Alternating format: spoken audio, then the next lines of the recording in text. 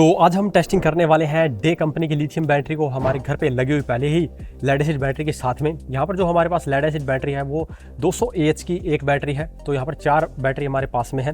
तो उनसे हमें कितना बैकअप मिलता है वहाँ पर हम यूनिट्स के अंदर आपको बताएंगे, क्योंकि यूनिट से ही आपको अंदाजा हो जाता है कि आपका कितना लोड कितनी देर चल सकता है। ऐसे ही इसको भी हम फुल चार्ज करके और फिर से डिस्चार्ज करके देखेंगे कि इसके अंदर कितनी कैपेसिटी हमें मिलती है। हालांकि जो ये बैटरी है ये 104 AH की है और इसकी नॉमिनल वोल्टेज 51.2 वोल्ट है। तो इससे ये आप अंदाज़ा लगा सकते हैं कि ये बैटरी 5.3 किलोवाट आवर्स की कैपेसिटी के साथ में आती है। और लिथियम बैटरी का सबसे अच्छा फायदा है कि अगर आप इसे लगभग 5 यूनिट से चार्ज करते हैं तो वापस भी आपको लगभग 5 यूनिट के करीब इलेक्ट्रिसिटी मिल जाती है। तो चलिए सबसे पहले लेड एसिड बैटरी का टेस्ट करते हैं, देन इसको टेस्ट करेंगे और फाइनल देखते हैं क्या निकलता है। तो यहाँ पे हमारी चारों बैटरियाँ फुल चार्ज हो चुकी है और चार्जिंग के दौरान ये लगभग 10 यूनिट की पावर लेती है। यहाँ पर अगर इनकी टोटल कैपेसिटी की बात करें तो 9600 वोट आवर्स निकल के आते हैं। और यहाँ पर हमारा जो लोड है वो हमने 5:30 बजे के करीब सुबह चला दिया था, क्योंकि सारी रात बैटरी को चार्ज लगाया हुआ था। तो अभी सुबह 5:30 बजते ही हमने अपने टेस्ट को शुरू कर दिया है। और यहाँ पे आपको समय समय पे मैं आपको स्क्रीनशॉट के थ्रू भी दिखाता रहूँगा कि किस समय कितना लोड चल रहा था और बैटरी कितने % थी। और यहाँ पे हमने लिस्ट भी तैयार कर रखी है, उस लिस्ट के थ्रू भी आप देखते रहेंगे। तो यहाँ पे जैसे ही सुबह सुबह हमारा लोड शुरू होता है तो हमारी बैटरी 99% पे हो जाती है और हमारा जो लोड है वो 1.3 किलोवाट के अराउंड चल रहा था। तो यहाँ पे जैसे ही इन बैटरियों पे लोड पड़ता है तो इनकी जो वोल्टेज है वो थोड़ी सी ड्रॉप हो जाती है।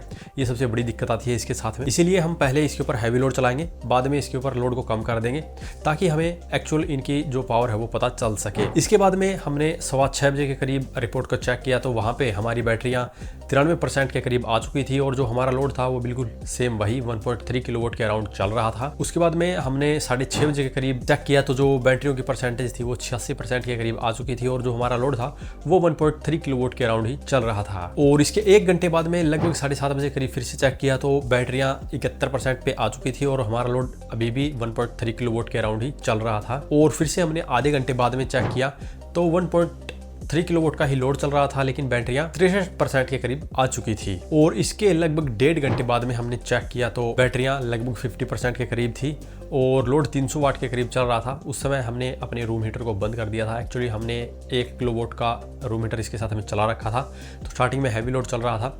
तो यहाँ पे लगभग 4 घंटे के करीब हमारा लोड चला है और जिसमें हमारी बैटरियाँ 50% आ चुकी थी। उसके बाद में हमने लगभग 12:45 बजे के करीब फिर से चेक किया तो बैटरियाँ 32% के करीब थी और लोड हमारा फिर से 700 वोट के करीब चल रहा था। उसके बाद में हमने वेट किया कि कब बैटरियाँ फुल्ली डिस्चार्ज हो और फिर हम रिपोर्ट लें। तो लगभग 2:30 बजे के करीब बैटरियाँ 0% पे आ चुकी थी और हमारा लोड 750 वोट के अराउंड चल रहा था। तो यहाँ पे उस समय इन्वर्टर के अंदर बीप का साउंड नहीं आया था, लेकिन हमने सिर्फ कंप्यूटर के डिस्प्ले पर ही देखा था। तो हमारी बैटरियाँ उस समय 0% हो चुकी थी। तो यहाँ पे हमें इससे टोटल 7.6 यूनिट बिजली प्राप्त हुई।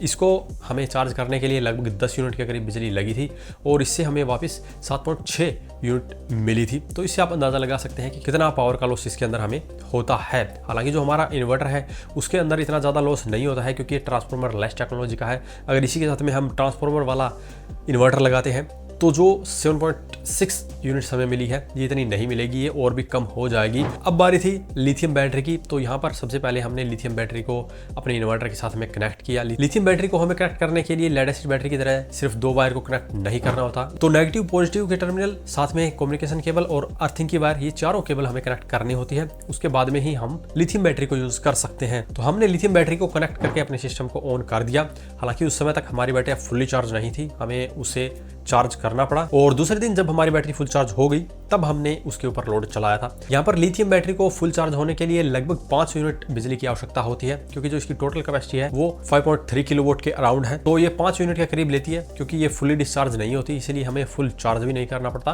तो यहाँ पर ये 5 यूनिट से हमारी फुल चार्ज हो जाती है। अब हम इसके ऊपर लोड चला के देखते हैं। तो हमारा टेस्ट शुरू हुआ था लगभग 12:45 बजे के करीब। उस समय भी हमारा लोड 1.3 किलोवाट के अराउंड ही था और जो हमारी बैटरी थी वो 99% थी। और उसके बाद में लगभग 1:30 बजे करीब फिर से हमने टेस्ट किया तो हमारा लोड तो वही 1.3 किलोवाट चल रहा था, लेकिन बैटरियां 82% के करीब आ चुकी थी। और इसके लगभग 1.5 घंटे बाद में हमने फिर से लोड को चेक किया तो हमारा लोड फिर से वही 1.3 किलोवाट के अराउंड चल रहा था और बैटरियां 46% के करीब आ चुकी थी। उसके बाद में हमने लगभग 4:15 बजे करीब फिर से चेक किया तो बैटरियां हमारी 27% आ चुकी थी और लोड हमारा 266 वोल्ट के करीब चल रहा था। तो यहाँ पर हमारा रूम हीटर बंद हो चुका था, हमने वैसे ही बंद कर दिया था और फिर से हमने 5 बजे इसको चेक किया तो बैटरी 9% के करीब आ चुकी थी। तो यहाँ पर हमने इन्वर्टर के अंदर सेटिंग की हुई है कि अगर 10% हमारी बैटरी रहती है तो ये हमें अलार्म दे देता है और उस समय हम सिस्टम को बंद कर सकें। तो यहाँ पर हमारे बैटरी के अंदर अभी भी 10% पावर थी, अगर हम चाहते तो इसको यूज कर सकते थे, लेकिन हमें बैटरी को कम से कम 10% तक चार्ज रखना जरूरी है, जो कि इसकी लाइफ के लिए काफी अच्छी रहती है, लाइफ बनी रहती है।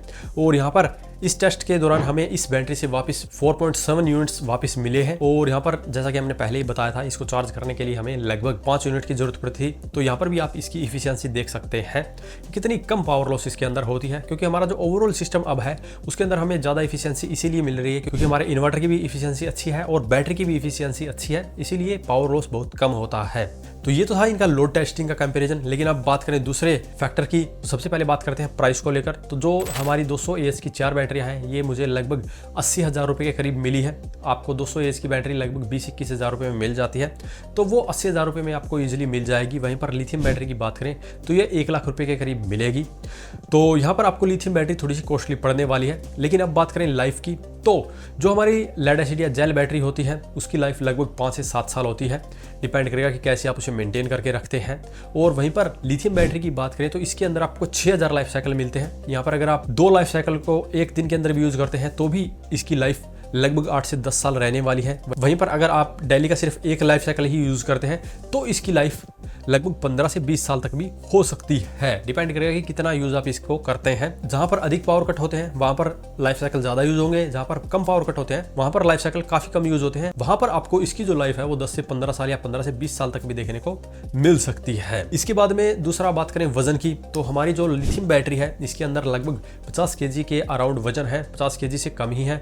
और जो हमारी जेल बैटरियां हैं इसमें एक बैटरी में ही 60 kg वजन है, तो आप चारों का मिला लीजिए लगभग 250 kg वजन हो जाता है चारों बैटरियों में। तो यहाँ पर 250 kg अगर लिथियम बैटरी की तरफ देखेंगे तो 5 लिथियम बैटरी चाहिए, लेकिन वहाँ पर 5 लिथियम बैटरी की कैपेसिटी की बात करें तो 20 लेड एसिड बैटरी के बराबर वो आपको बैकअप देगी। इसके अलावा भी लिथियम बैटरी के अंदर फास्ट चार्जिंग और डिस्चार्जिंग का भी फीचर अच्छा मिलता है। यहाँ पर अगर हम जेल बैटरी की बात करें तो 200 AH की एक बैटरी को आप लगभग 20 एम्पियर से चार्ज या डिस्चार्ज कर सकते हैं। वहीं पर हमारी लिथियम बैटरी की बात करें तो ये 50 एम्पियर से चार्ज और डिस्चार्ज होती है, तो इसे आप लगभग 2.5 से 3 घंटे में फुल चार्ज कर सकते हैं। लेकिन हमारी जो लेड एसिड या जेल बैटरी है उसको चार्ज होने के लिए कम से कम 7-8 घंटे का टाइम चाहिए। और चार्जिंग की बात करें तो यहाँ पर हमारी बैटरियां लगभग 2.5 घंटे के अंदर 10% से 90% तक चार्ज हो गई थी। तो यहाँ पर दोनों बैटरियों में फायदे की बात करें तो लिथियम बैटरी में हमेशा ही ज्यादा फायदे मिलते हैं, सिर्फ इसकी थोड़ी सी कॉस्ट अधिक होती है और उसका आपको रिटर्न मिलता है क्योंकि जो इसकी लाइफ है वो एक जेल बैटरी से काफी ज्यादा होती है, जगह भी कम लेती है, वजन में भी कम है